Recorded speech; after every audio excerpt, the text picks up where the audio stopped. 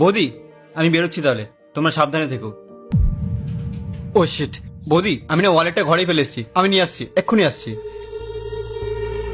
ভালোই হয়েছে, এই সুযোগে আমাকে তাড়াতাড়ি কাজটা সেরে ফেলতে হবে। এ কি বৌদি, এটা কি করছে? রাহুল, রাহুল!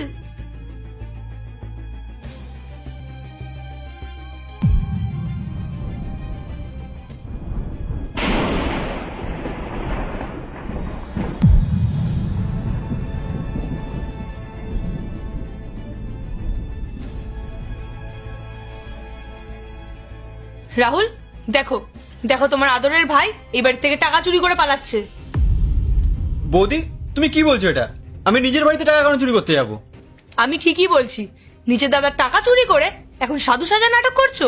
আমি নিজের চোখে দেখেছি তুমি আলমারি থেকে টাকা চুরি করেছো। বৌদি তুমি কোন টাকার কথা বলছো? আমি তো কিছুই বুঝতে পারছি না। তুমি প্লিজ আমার নামে এমন মিথ্যে অপবাদ দিও না। আর আমি দাদার টাকা কেন চুরি করতে যাবো? রাহুল, তুমি আমার কথা বিশ্বাস করছো না তাই না? আমি নিজের চোখে দেখেছি তোমার আলমারি থেকে ওকে টাকা চুরি করতে। আমি ওকে বাধা দিতে গেছিলাম, তাই জন্য ও এখন আমাকে মিথ্যাবাদী বানাচ্ছে। রাজ, একদম মিথ্যে কথা বলবি না। আমি তোকে কত ভালোবাসতাম, আর তুই আমার টাকায় চুরি করলি। তুই যদি সত্যি চুরি করে থাকিস না, মনে রাখিস ভাই বলে আমি আজকে তোকে ক্ষমা করে দেবো না।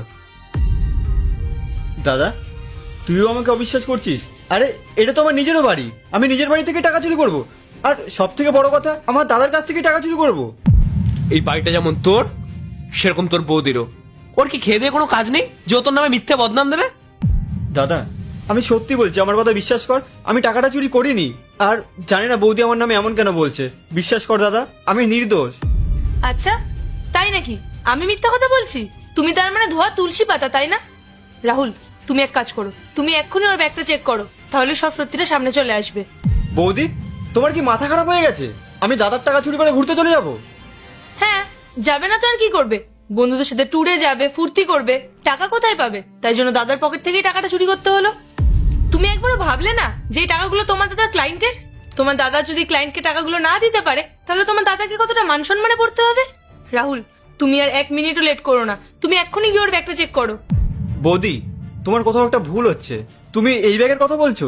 আরে এখানে দাদার টাকা তো দূরের কথা, এই ব্যাগের মধ্যে তো আমার নিজের জামা কাপড় পর্যন্তই নেই। রাহুল, আমি ওর একটা কথাও শুনতে চাই না। তুমি কি বুঝতে পারছো না যে ও সাধু সাজার চেষ্টা করছে? কিন্তু আমি নিশ্চিত যে ওর এই ট্রলি ব্যাগটা খুললেই সমস্ত টাকা পাওয়া যাবে। রাহুল, আমি তোমাকে আবারও বলছি, ব্যাগটা একবার চেক করো, সব সত্যিটা সামনে চলে আসবে।